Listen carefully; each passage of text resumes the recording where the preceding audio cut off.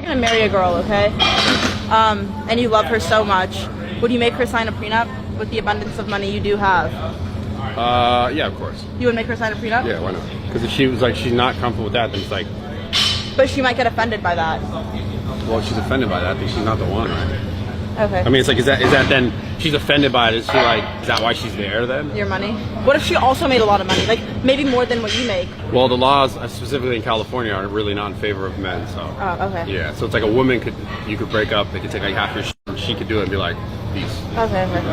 So you would make her sign a prenup? Yeah, of course. She doesn't need to sign the form. You don't have to do it that way to get married.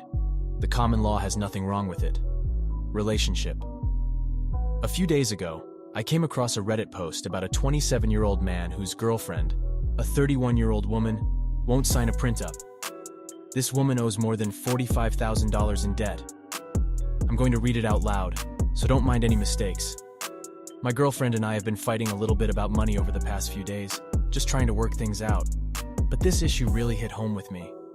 We were talking about how my student loan debt would start to affect me once we got married. She said, well, then we'll sign something that will stop it from affecting you. I was happy about this, because a printout is something I was hoping for anyway. It's nothing more than to delineate whose, if things go wrong, he will be responsible for her debt. Then she comes back and says, I take back what I said. I don't want to sign anything about my debt. This should be about our relationship, not about money. I'm not asking for a prenup because I don't love her or believe in our relationship.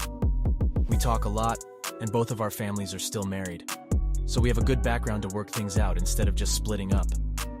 In reality, it's more like a seatbelt for me.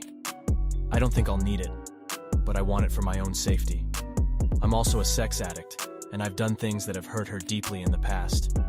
I'm in counseling and recovery, and have a lot of good tools to stay sober.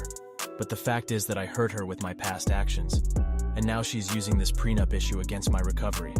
She basically said, I'm taking a risk marrying you with your addiction, and you need to take on the risk of taking on my debt.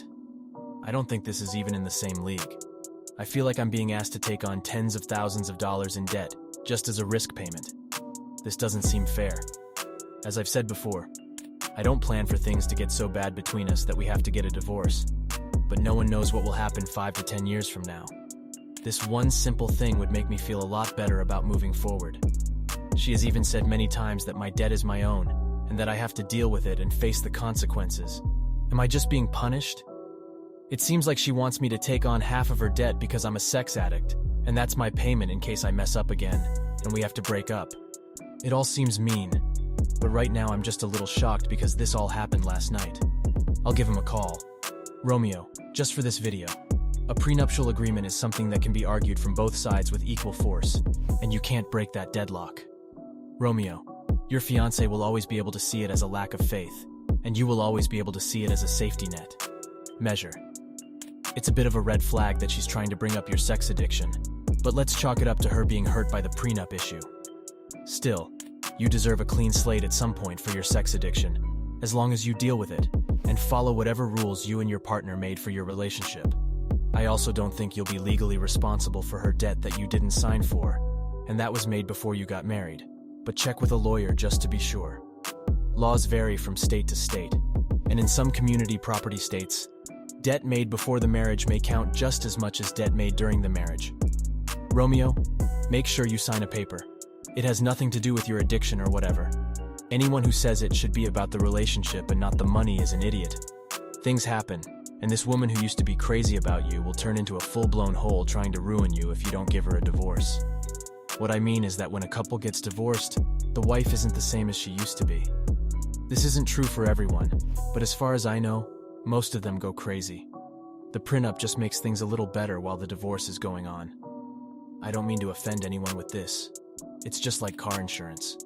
Many people might not buy insurance if it wasn't required by law, but it's there to protect you in case of an accident. There's no he said, she said in these situations, so protect yourself.